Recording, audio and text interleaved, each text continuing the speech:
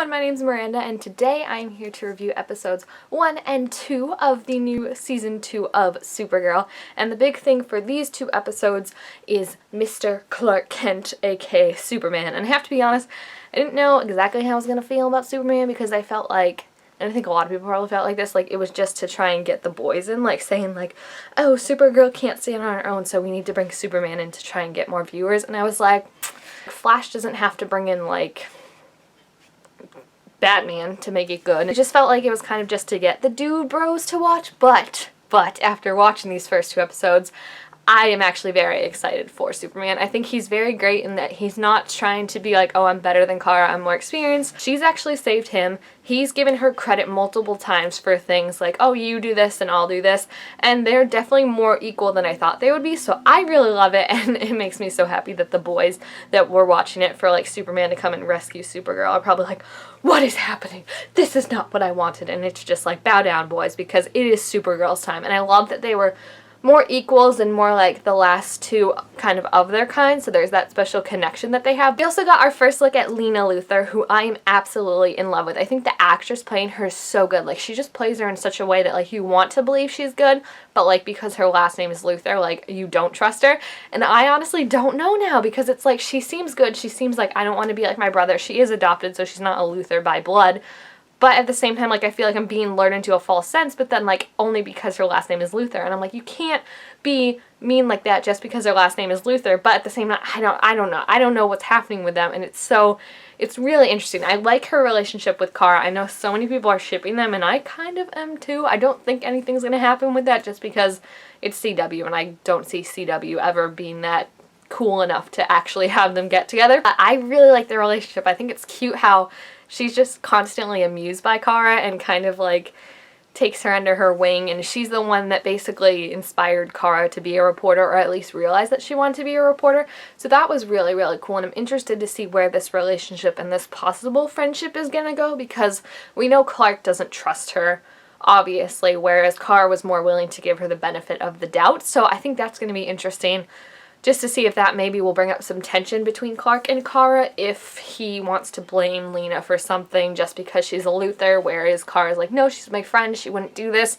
So I think that could be interesting, because we definitely saw they didn't really fight Superman and Supergirl, which was nice. They were just always on the same page, but I'm wondering if later on something like Lena could come in and turn them against each other, because if they ever did have to fight, like if he thought she was doing something wrong, or if like he went to kidnap Lena and she wanted to stop him, like they're pretty equal. So it would be interesting to see a fight between them two, just between like all the powers and then all the familiar relationships, how like they're cousins and they're the only ones left of their kind and their parents wouldn't let them fighting. So that's really interesting. Third big thing we got was Project Candace. I don't know how to pronounce it. I think that's how you say it.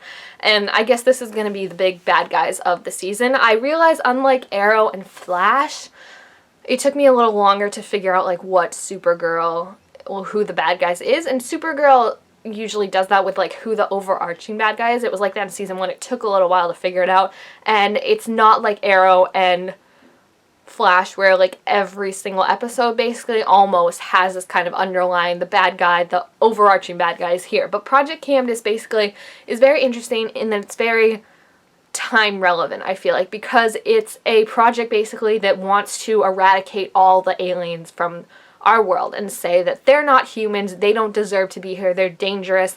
And it's very interesting when you look at it compared to the immigration and the refugee crisis that is going on in our world today, because it's very timely related to that, like I said, in that it's taking these outsiders in, and some people are like, we should trust them, we should give them a chance, we should give them rights, whereas other people don't want to even bother with them. And in this case, rather than immigrants or refugees, it's aliens, but it's still the tried and true historical battle of outsiders coming into a new world, and do we accept these outsiders or do we try and cut them down? So it's interesting because it's a group that I feel like a lot of people could agree with had it been a real thing. Like, I'm sure if aliens were real, it's almost like the superhero act in Civil War. Had superheroes or aliens been real, I'm sure this would have divided people just like it is in Supergirl, and that there would be people who are pro-alien and people who are against aliens. So I like it because it makes it feel a little bit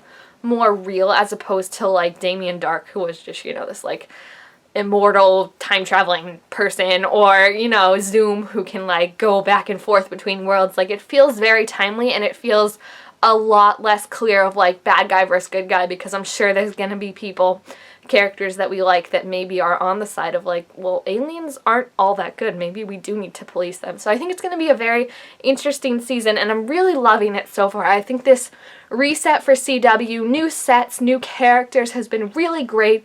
And I also have to say, one thing that I think a lot of people didn't like was when Kara put kind of a pause on her relationship with James. I like that, though, because I've never been a shipper of them, I'll be honest. Like, they were cute and they were fine, but they never had that great of chemistry. Like, it just never got, like, passionate for me. It was always just cute. You know, I really liked her with Adam, but, like, obviously she has chemistry with him because that's her real-life husband. But I like kind of maybe Kara just being on her own for now, you know? I'm okay with putting a pause on it, and I'm okay if they actually never put a play on it, if it just remains, like, just friends. I really did like these first 2 episodes. I think they were awesome.